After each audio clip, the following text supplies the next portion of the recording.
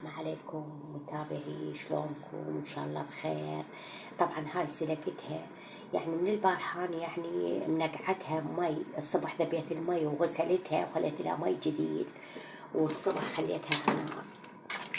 وراح اسوي فريدة مع الباقي تخبل صارت، وارجع هسه هنا اسوي السوق مال الباقي.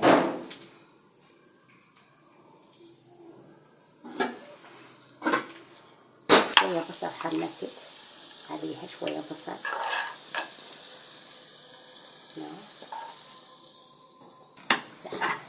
هسه اسوي البيض، بايض قلبي باقلة اطيبها اول شي.